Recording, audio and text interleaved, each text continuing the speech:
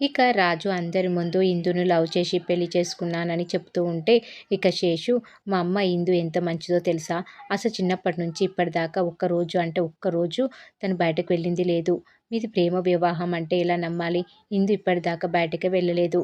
ఏదో మొన్న కిడ్నాప్ అయినప్పుడు వారం రోజులు బయట ఉందంతే అని అంటాడు శేషు. దాంతో రాజు కూల్‌గా అసలు ఆ కిడ్నాప్ చేసిందే నేను అని అంటాడు. దాంతో రేఖతో సహా అంతా షాక్ అయిపోతారు. ఇక భ్రమరాంబ షాకయిపోయి, "అంటే మరి ఆ 20,00,000 నువ్వే తీసుకున్నావా?" అని అంటుంది. "అవును. నేనే తీసుకున్నాను" అంటాడు రాజు. ఐశ్వర్య తల పట్టుకుంటుంది.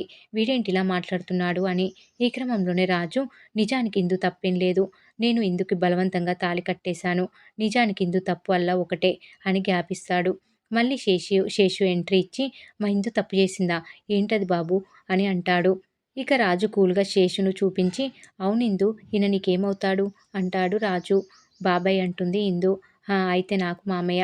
చూడు మామయ్య, కిడ్నాప్ చేశానా ఇందుని. వారం రోజులు నా దగ్గరే ఉంది కదా! అప్పుడొకరోజు వెన్నెల కురిసిన రాత్రి ఇందు తినకుండా ఉంటే తినమని బతిమలాడుతూ భోజనం తీసుకెళ్ళాను. వద్దు అని గొడవ చేసింది ఇందు. నేను తినమంటూ రిక్వెస్ట్ చేశాను. అప్పుడే ఆకాశంలో ఉరుము ఉరిమింది" అంటాడు రాజు. వెంటనే శేషు, "వేసవిలో ఉరుములు ఏంటి బాబూ" అని అంటాడు. రాజు ఏం చెప్తాడా అని ఇందు కూడా ఆసక్తిగా, అయోమయంగా చూస్తూ ఉంటుంది. ఇక రాజు శేషుతో, "అయ్యో మామయ్య, ఈ రోజులో వర్షానికి సీజన్ ఏముంది? చెప్పేది వినండి" అంటూ మళ్ళీ ఫ్లాష్ బ్యాక్ చెప్తున్న వాడిలా పైకి చూపిస్తూ స్టోరీ మొదలుపెడతాడు. "ఆ ఉరుము శబ్దానికి ఇందు భయపడి నన్ను వాటేసుకుంది. నాలో నిగ్రహం చచ్చిపోయే పరిస్థితి వచ్చినా నేను చాలా స్ట్రాంగ్‌గా ఉన్నాను మామయ్య. అప్పుడే మరో ఉరుము పడింది. దాంతో నేను కూడా ఇందుని వాటేసుకున్నాను. అప్పుడే మా మధ్య అది అది జరిగిపోయింది మామయ్య" అంటూ సిగ్గుపడుతూ మెలికలు తిరుగుతూ చెప్తూ ఉంటాడు రాజు. ఇక రేఖ అసహ్యంగా ఇందు వైపు చూస్తూ, "అయితే మాత్రం బలవంతంగా తాళి కట్టి మొగుడిని అంటే ఎలా? ఈ తాళిని నేను తెంచేస్తాను" అని ఇందు మెడలో తాళిని పట్టుకోబోతుంది రేఖ. అప్పుడే రాజు ఆమెను ఆపి, "హలో పిన్ని, స్పీడ్ అయిపోవద్దు. ఈ పెళ్ళికి చాలా సాక్ష్యాలున్నాయి. మొదటిది పెళ్ళిని ఆల్రెడీ రిజిస్ట్రేషన్ చేయించాను. నెల రోజుల్లో సర్టిఫికేట్ వచ్చేస్తుంది. అలాగే పెళ్లి జరుగుతున్నప్పుడు ఫోటోలు, వీడియోలు కూడా ఉన్నాయి. కావాలంటే చూడండి" అంటూ ఫోన్ తీసి ఫోటో చూపిస్తాడు రాజు. వాటిని చూసి మరింత రగిలిపోతూ ఉంటుంది రేఖ. ఫొటోస్‌లో ఇందు తాళి కట్టొద్దు అని ఆపుతున్నట్లు, రాజు బలవంతంగా తాళి కడుతున్నట్లుగా ఉంటుంది. ఇక రేఖ అయితే వాదిస్తూనే ఉంటుంది. "ఇది పెళ్ళే కాదు. దీన్ని నేను అంగీకరించను" అని. అయితే చివరికి రాజు, "సరే అయితే నేను ఈ ఫోటోస్ తీసుకొని వెళ్లి మీడియాని కలుస్తాను. భర్తను గెంటేసిన దుగ్గిరాల అమ్మాయి, అల్లుడిని అవమానించిన దుగ్గిరాల కుటుంబం అని వాళ్ళ ముందే ధర్నా చేస్తాను. అప్పుడు మీ పరువే పోతుంది" అంటూ బ్లాక్‌మెయిల్‌కి దిగుతాడు రాజు. ఇందును లాక్కొని వెళ్లి గుమ్మం దగ్గర నిలబడి, "కొత్తగా పెళ్లయి వచ్చాం. లోపలికి రావాలా? మీడియా మెట్లెక్కాలా? తేల్చి చెప్పు పిన్ని" అంటూ హంగామా చేస్తాడు రాజు. ఇక భ్రమరాంబ రేఖతో, "రేఖ, వాడు నిజంగానే మీడియా దగ్గరికి వెళ్ళేలా ఉన్నాడు.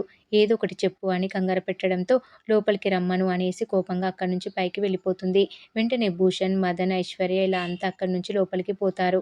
వెంటనే భ్రమరాంబ, "ఆగండి ఆగండి" అంటూ హారతి తెచ్చి దిష్టి తీసి కుడికాలు పెట్టి లోపలికి రమ్మంటుంది. నిజానికి మదన్‌తో ఇందు పెళ్లి ఆగిపోవడంతో భ్రమరాంబకు చాలా సంబరంగా ఉంటుంది. ఇక ఇందు, రాజులు లోపలికి వస్తారు. రాగానే అపర్ణదేవి ఎమోషనల్‌గా రాజుని పట్టుకొని, "నువ్వు అచ్చం నా కొడుకులానే ఉన్నావు బాబూ" అని అంటుంది. అపర్ణదేవి అలా అనగానే సుభాష్ కూడా అంతే ఎమోషనల్‌గా, "అవును బాబూ, నిజమే. అచ్చం నా కొడుకులానే ఉన్నావు" అని అంటాడు. దాంతో రాజు, "అయ్యో! మీకు నాకు ఎలాంటి సంబంధం లేదు. మీరు అలాంటివేం పెట్టుకోవద్దు. మనిషిని పోలిన మనుషులు ఉంటారు కదా! అలా అయి ఉంటుందిలే" అంటాడు రాజు. అప్పుడే అపర్ణదేవి, "మీ అమ్మ నాన్న పేర్లు ఏంటి బాబూ" అని అడుగుతుంది. "అమ్మో! ఇప్పుడు అమ్మ వాళ్ళ పేర్లు చెప్పడం అవసరమా" అని రాజు ఆలోచించేలోపు, "నాన్న పేరు చలపతి" అంటుంది ఇందు. ఇక మొత్తానికి ఇందు, రాజుల పెళ్లికి సుభాష్, అపర్ణదేవి, పార్వతి, స్వాతిలు చాలా సంతోషపడతారు. మరి ఏం జరగబోతుంది అనేది రాబోయే ఎపిసోడ్‌లో తెలుసుకుందాం. ఈ వీడియో గనుక మీకు నచ్చినట్లయితే లైక్ చేయండి, షేర్ చేయండి, సబ్స్క్రైబ్ చేయడం మాత్రం మర్చిపోకండి. Please subscribe.